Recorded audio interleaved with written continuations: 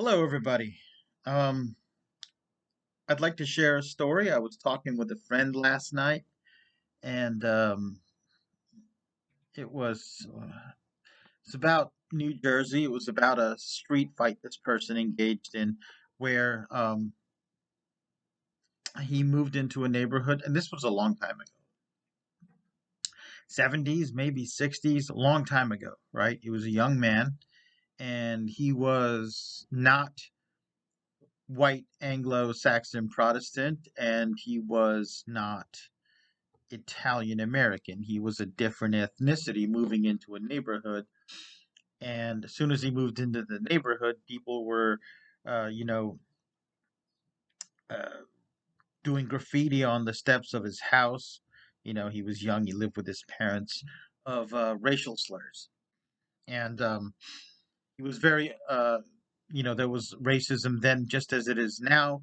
And eventually he got in fights with the local boys. All right.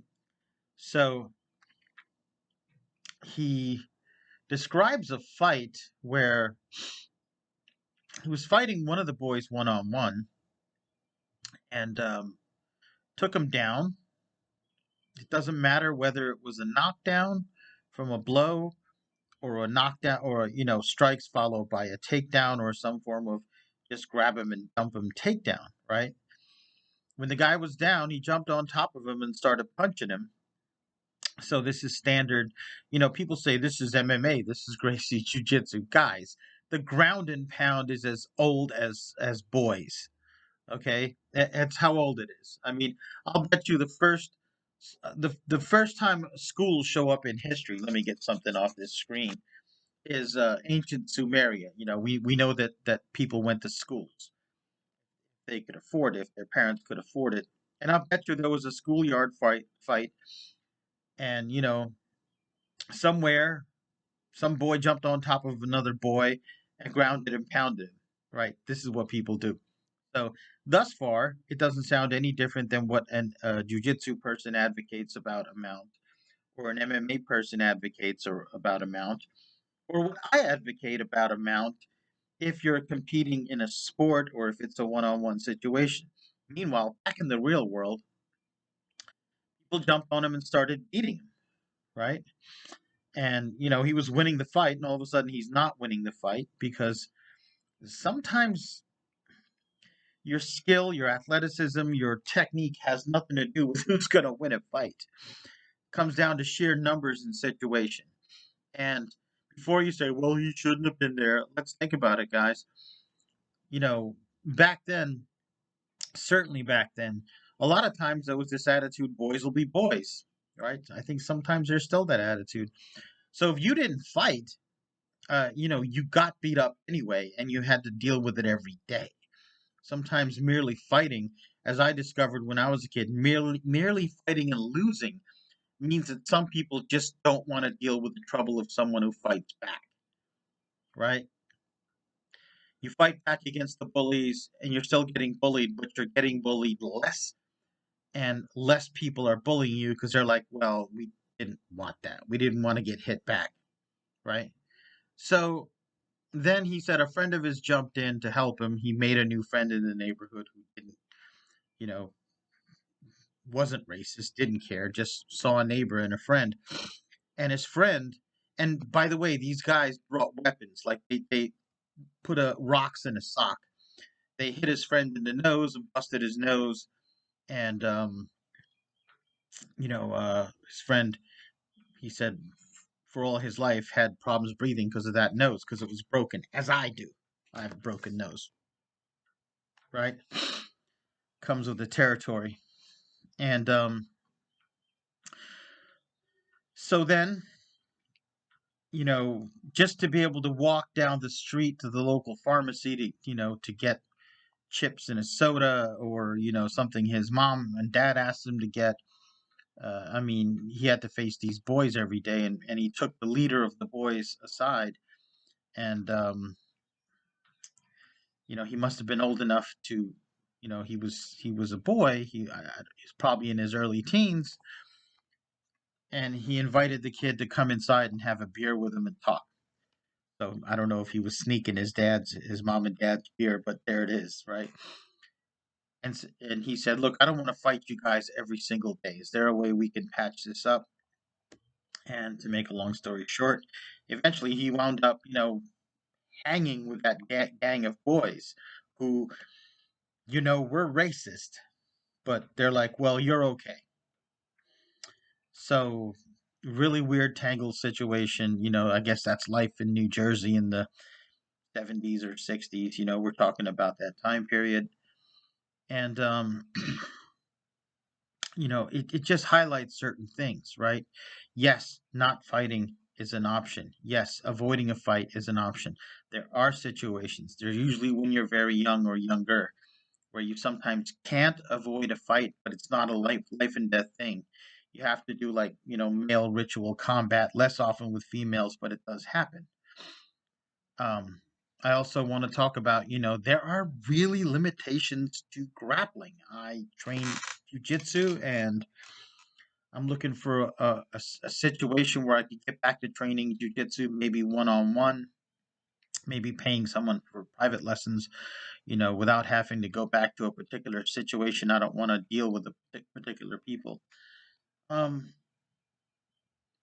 but realize the limitations. There's limitations to punching. If you are really skilled at punching, but don't know how to block kicks, especially leg kicks and groin kicks and shin kicks, you're gonna get hurt. You're gonna get hurt by these kicks, right? It's a rare kicker that doesn't know at least 4 or 5 punches, but there are many punchers that don't know any kicks or have proficiency in them. So you're never truly facing off against just a kicker, right? A kicker compromises his balance. He has a bit of a disadvantage on a grappler who knows how to close the distance against the striker and who can block punches and kicks. But this is what I see. That's becoming rarer and rarer these days. Just about every school right now is focused on competitions and competition style jujitsu, whether gi or no gi. I mean, while I was at the academy, about a year's training altogether, we went over self defense maybe 5 times, and 3 of those times were a cluster near the end of my tenure there, right? So, and I think it's because with the tournaments and the children, and finally, the popularity of Brazilian jiu-jitsu, the money's in that sort of scene for a lot of people, right? More power to them. Um, you know, any range, and most jiu-jitsu people that I know, many of them are just starting their grappling from already on the ground, sitting down on their butts, or in a combat base, which is basically taking a knee. And some of them don't know how to make a proper fist, right? So realize that there's a limitation to everything, right? That story just drives home that actual real world violence comes in different contexts. Now, what if the context of that violence was, um, an armed gang fight? Taking an opponent down and focusing only on that opponent would be suicide. You get knifed. Um, if it was purely one-on-one combat in an isolated area, the person taking the other person down and getting on top almost immediately always has an advantage, and they start grounding and pounding. If you don't know how to punch and you don't know how to properly form a fist, what happens when you connect with the face? Even if you're the one doing the ground and pounding, you could break your hands, right? Many, many factors in a fight. That's why I always believe a martial arts person who trains for self-defense should train all the ranges, should have proficiency and competency in all the ranges, and drill realistically. Even if you have some condition that doesn't let you spar hard or take punches, there are training drills, there are light controlled sparring. It's almost a dirty word nowadays, but no contact sparring is viable.